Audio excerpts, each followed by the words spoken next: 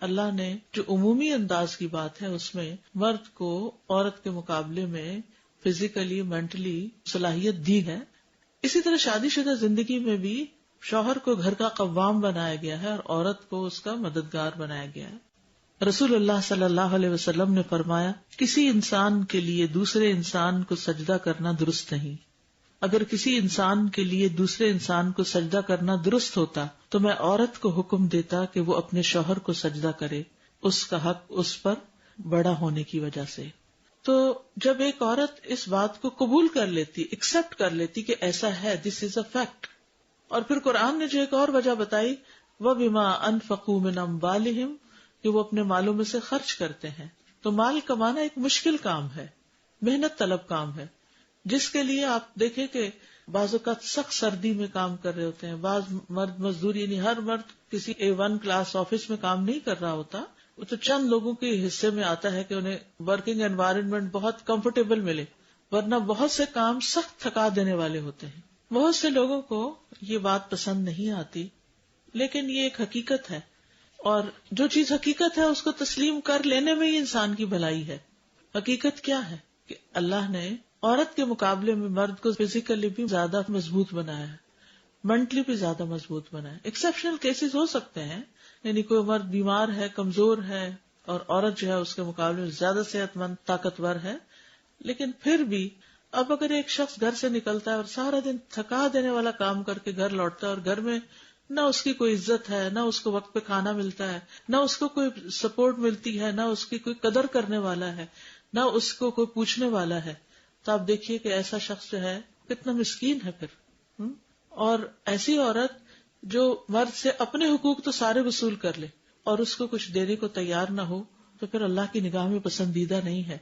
کیونکہ اللہ ہی نے مرد کو پیدا کیا نا. اللہ سے بڑھ کے مرد کی نفسیات کو کون سمجھتا ہے کہ مرد کن باتوں سے انکریجڈ ہوتا ہے اور کن باتوں سے وہ گھر میں سکون لاتا ہے. وہ ہوتا ہے اس کو اہمیت دینا، اس کی اہمیت کو قبول کر لینا. غلطیاں تو ہر ایک میں ہوتی ہیں، یہ نہیں کہ چند غلطیاں پکڑ لینا اور اس کے بعد اس کو بچوں کے سامنے بھی تو میں کر کے ذلیل و رسوا کرنا. تو یہ چیز انسان کے اپنے ہی پریشانی کا باعث ہو جاتی ہے، اپنی عبادات میں بھی خلل ہو جاتا ہے. اور اگر آپ کوئی درس و تدریس کا کام کر رہے ہیں تو اس میں بھی کوئی برکت نہیں رہتی، اور کسی پل آپ کو چین نہیں، پھر زندگی پریشان حال گزرتی ہے. تو حل کیا ہے؟ اللہ نے جس کا جو مقام بنا دیا ہے نا، اس کو وہاں ایکسپٹ کر لینا، اس کو قبول کر لینا. چاہے ساری دنیا اس کے خلاف کچھ کہتی رہے، ان باتوں سے متاثر نہ ہونا، بلکہ یہ سوچنا کہ ایک طرف اللہ کا حکم اور ایک طرف سب کا، اور ایک طرف میری اپنی خواہش کہ میں بڑا بن کے دیکھوں. کیونکہ مشکل یہ کہ شیطان جب انسان کو کنٹرول کرتا ہے تو وہ کیا چاہتا ہے؟ انا خیر منہ. اور یہ صرف دوسرے لوگوں کے معاملے میں نہیں ہوتا، ہسبینڈ وائف کے بیچ میں بھی ہوتا ہے. ہسبینڈ تو خیر ہے ہی، اور وہ سمجھتا ہے انا خیر منہ، اور عورت سمجھتی ہے انا خیر منہ، میں اس سے بہتر ہوں. اور وہ جو اپنے پلس پوائنٹس ہیں، اپنی اسٹرینگس ہیں، ان کو گن لیتی ہے، اور جو اس کی ویکنیسز ہیں ان کو گن لیتی ہے. جو اس کے پلس پوائنٹس ہیں ان کو وہ اگنور کر دیتی ہے یا کر دیتا ہے. تو اس سے پھر کبھی بھی ازدواجی زندگی خوشگوار نہیں ہو سکتی. تو ہسبینڈ کو بطور ہسبینڈ ایکسپٹ کرنا، اس کی تعریف کرنا. اور آپ دیکھیے کہ ہسبینڈ کو شاید دنیا میں کسی چیز سے اتنی خوشی نہ ملے جتنی اس کی بیوی کے کمنٹ سے کہ تم کمال کے انسان ہو، تم بہت اچھے انسان ہو، تم جیسا تو کوئی دیکھا ہی نہیں. کر کے تو دیکھیے.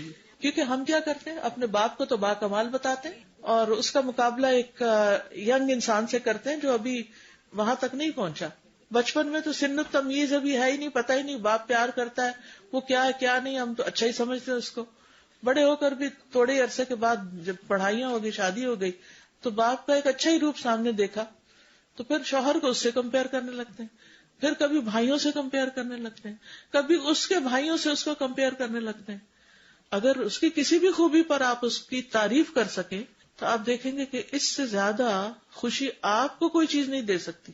اگر آپ واقعی چاہتے ہیں نا کہ شوہر کی طرف سے آپ کو خوشی ملے تو پہل آپ کو کرنی ہوگی، پہلے آپ کو اس کی تعریف کرنی ہوگی. کیونکہ دیکھیے ہر انسان ریکگنیشن چاہتا ہے، یہ انسان کے اندر ایک فطری سی خواہش ہے کہ وہ جیسا بھی ہے نا اسے ایکسپٹ کیا جائے. اب اگر کسی کے اندر کمزوری ہے یا کسی کے اندر خوبی ہے تو رکھی تو اللہ ہی نے ہے نا.